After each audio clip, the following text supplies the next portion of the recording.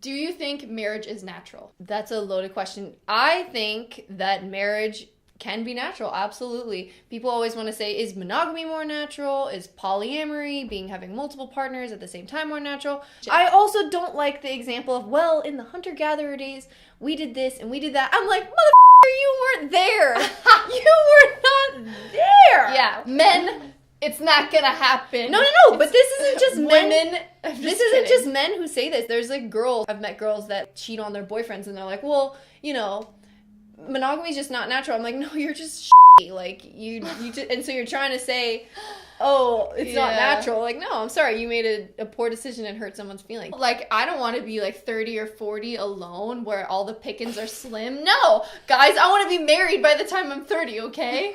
Number 1, the wife trick. This one is easy. When you meet a girl or are talking to her, all you need to do is jokingly say that she's your wife. Doing this is perfect because it sets you up with a perfect way of teasing and flirting with her. You have a funny and light inside joke that you can refer back to throughout all of your interactions, and you can get away with being more flirty and touchy by framing it as a joke and making her feel more comfortable.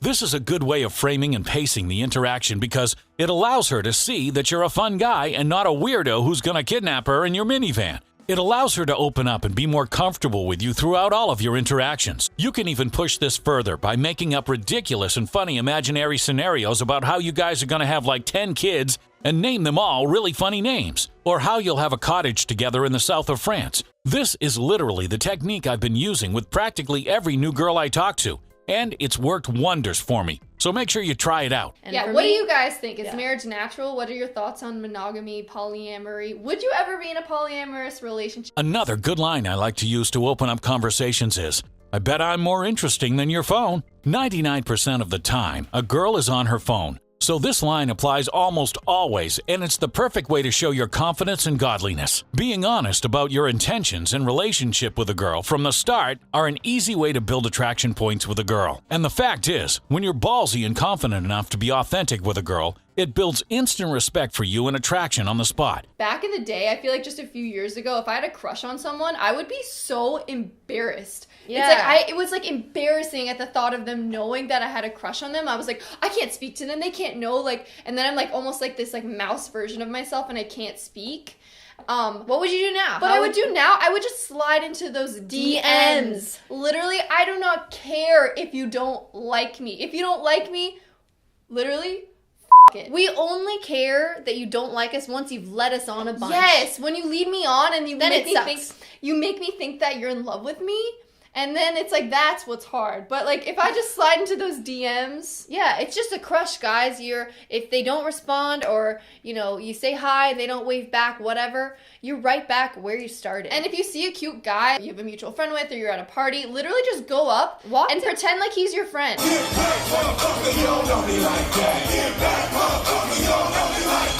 I would say my best advice to myself and to you guys is to treat everyone like they're your friend, and then you can actually be yourself. Right. Who gave you that advice? You did.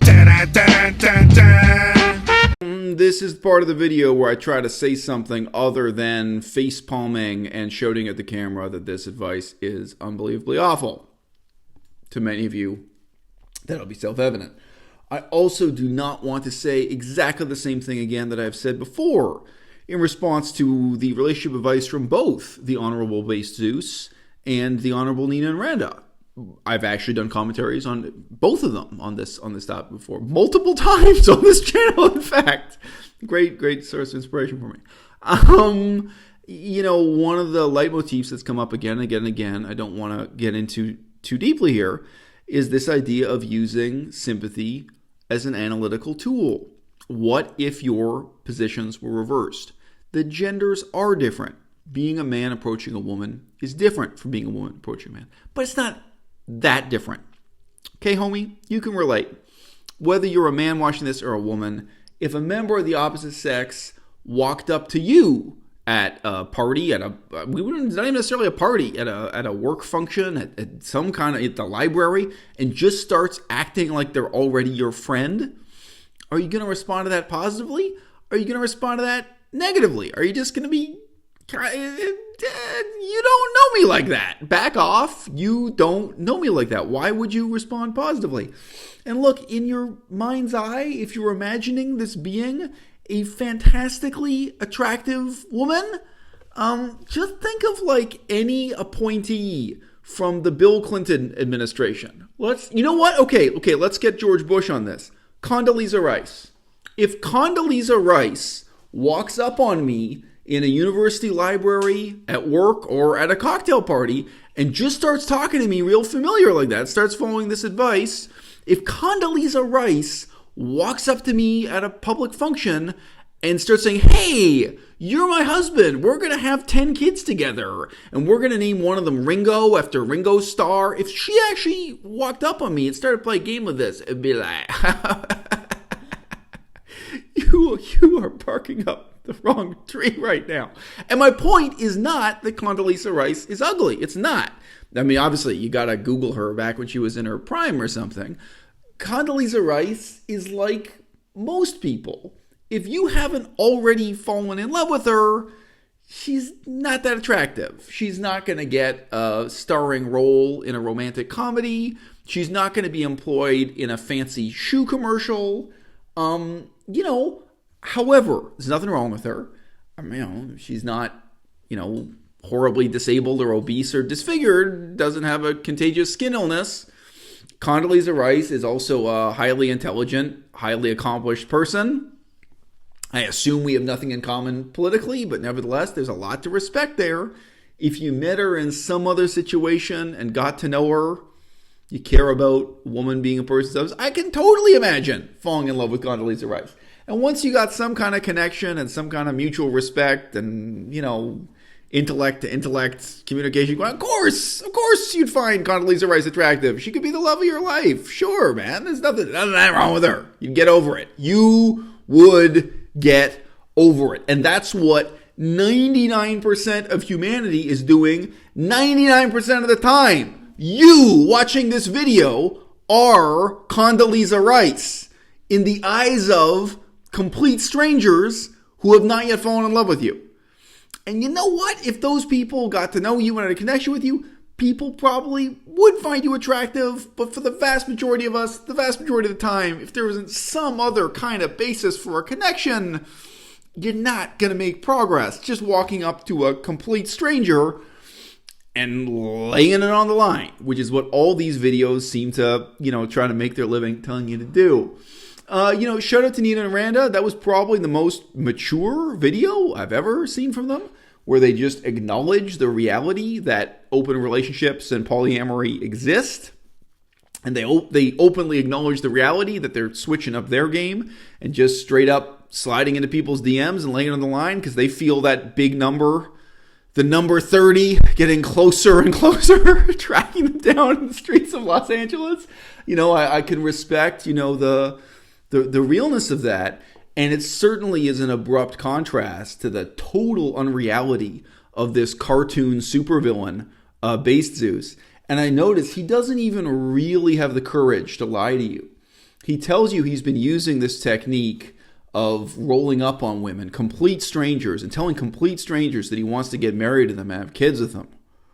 Great. And there is not one anecdote here about that backfiring. He doesn't even give you one anecdote of it going well, like step by step, telling you a story of how this turned out well. And yeah, that is hard for me to imagine.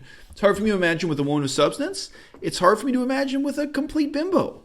Like, you think bimbos are going to respond positive to that? What if you walk up to a woman and say this, she's a conservative, traditional, religious woman. That is what she's looking for. What if you happen to use this line on someone who's ready to settle down and have kids, have 9 kids and name them after Ringo Starr? What happens then?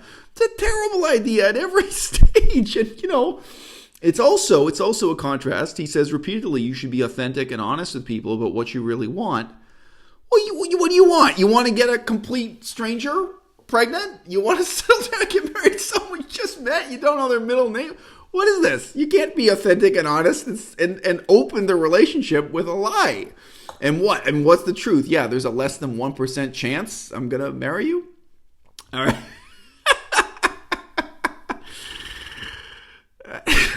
Look, this is the other comment I want to make this video.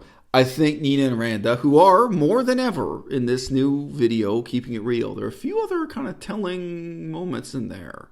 But they're living lives in Los Angeles that most people can never live and that most people shouldn't aspire to live. I think in the 21st century, now more than ever, people need more advice from small towns, from the periphery. Because most of us do, in effect, live in a small town. And I'll tell you why. Nina and Randa, they don't just live in Los Angeles. They live on Instagram. And they live in a situation where, the faceless masses of available men can at any time be replaced, right? Now, nevertheless, they're struggling. They're still single. They want to get married by 30, blah, blah, blah. Their whole situation. It still isn't working for them. But, living in the big city and living in those circumstances in the big city, it trains you to treat other human beings as disposable. And a lot of people who just went to a big high school in a big city come out of high school with that attitude. Like, oh, next semester there's going to be 30 new hot guys for me to choose from. Wrong. Then high school ends, and guess what? Even if you got a new job every semester, which is very unlikely, most likely you're stuck in the same job forever and ever with the same circle of friends forever and ever. The 30 new guys at your work, 29 of them are married, and you probably don't want Steve, the photocopy guy, anyway, or the one guy who isn't married in your office. Everybody worth having has been had. Yeah. So look, I don't want to roll too many thoughts into this video. My girlfriend and I both watched recently a documentary about polyamory, and it was based in Portland, Oregon. I mean, this is the sort of thing that, if it were described vaguely and poetically, could sound great. And then you see it in HDMI, made-for-TV documentary, and you're like, this is horrifying. The devil is in the details, and I don't just mean that the people are ugly. They are. I mean the psychological details. The neediness and the excuse-making and the self-justification and everything else. It's sad and it's sick and it's bad and it's wrong. Does that mean monogamy is good? No. Does that mean monogamy is even an option for you, whoever you are watching this? No, it may not even be for Nina and Randa. But I think in a lot of ways, the emergence of some of these other dating and mating and family-making strategies is people struggling with the reality of being alone in a crowded society. That even if you live in a big city in 2019, first time mentioning the new year on this channel, it's most likely that you do in effect live in a small town of the number of people you have any human connections with. That you're isolated with just a few dozen people who ever say to you more than a sentence, more than the price of something when you buy something at a grocery store. And those barriers, the barriers that divide strangers from other strangers, interestingly, in the 21st century, they seem to be more insuperable than ever. And I feel bad to some of the people who reach out to me. A complete stranger, in a totally friendly gesture, just now at the train station, tried to toast the new year with me. And I reacted like he was trying to mug me or something. What? Who are you talking to, homeboy? A nice couple who were having a picnic on the beach. This is 6 months ago or something. We were in France. They had their kid on the beach. We had our kid on the beach. And they invited us over and were trying to chat with us. That happened twice. Same beach, two different couples. And, they're eating meat and drinking alcohol. And we have nothing in common. And there's no...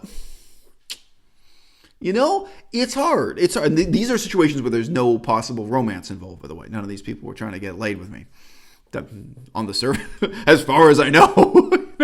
So of course, when there's romance involved, it's harder. And look, what none of these people wanna face up to in giving this kind of advice is, when you think about these scenarios, all of them only seem appealing in the mind's eye if you're imagining a situation where secretly and implicitly each of the parties desires the other, right? Like, so this stranger at the office walks up on you and uses this terrible line, "I bet I'm more interesting than your phone."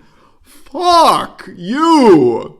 Oh, God. Just have a little bit of... Just what do you think I'm writing on my phone? I could be doing anything. I could be writing my mom. I could be, whatever, making plans for a funeral. I could be doing something related to my research and language study. I could have my Chinese flashcard program open. I'm doing so much. You have no idea. That's such a terrible line. Unless... this is the fantasy. Unless I'm already secretly in love with you. Unless there's already been this boiling romance that only now is coming to fruition with this corny, terrible line, which is still a terrible way to start a relationship.